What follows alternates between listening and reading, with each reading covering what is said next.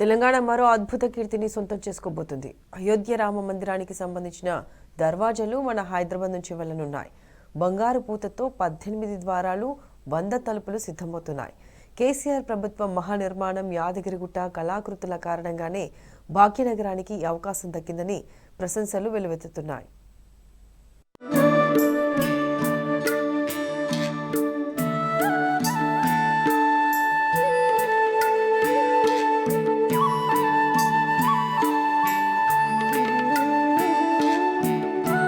తెలంగాణకు మరో శాశ్వత కీర్తి లభించబోతున్నది.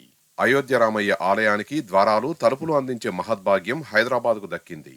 బంగారు పూతతో 18 ప్రధాన ద్వారాలు, 100 తలుపులు అయోధ్య కోసం సర్వాంగ సుందరంగా శరవేగంగా రూపుదిద్దుకుంటున్నాయి.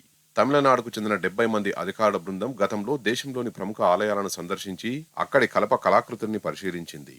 అదే బృందం యాదగిరిగుట్ట ఆలయాన్ని 2 రోజుల పాటు నిశితంగా పరిశీలించింది. ఆలయంలోని కల్ప కళాకృతులు వారిని సంభ్రమాశ్చర్యాలకు గురిచేశాయి. వాటి గురించి ఆరా తీస్తే అవి హైదరాబాద్ బోయిన్పల్లిలోని అనురాధ టింబర్ డిపోలో రూపుదిద్దుకున్నట్టు తేలింది. వెంటనే టింబర్ డిపోను సందర్శించి గతేడాది మే నెలలో ఆలయ ద్వారాలు, తలుపులకు సంబంధించిన బృహత్తర ప్రాజెక్టును అప్పగించారు.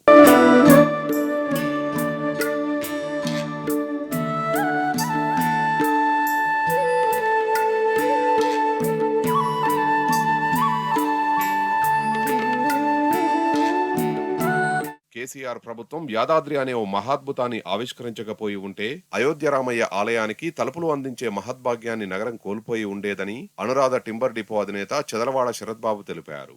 అప్పట్లో యాదాద్రిని సందర్శించిన తమిళనాడు బృందం సభ్యులు ఆలయ కళాకృతుల్ని చూసి మంత్రముగ్ధులైనట్టు Yadadri temple development authority vice chairman, retired IAS అధికారి కిషన్ రావు తెలిపారు.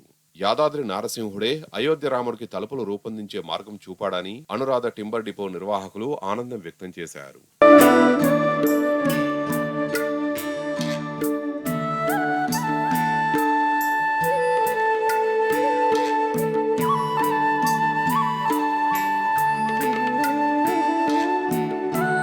దేశవ్యాప్తంగా కొత్తగా నిర్మించే ఆలయాలకు యాదాద్రి ఏదో రకంగా ఆదర్శంగా నిలుస్తున్నది.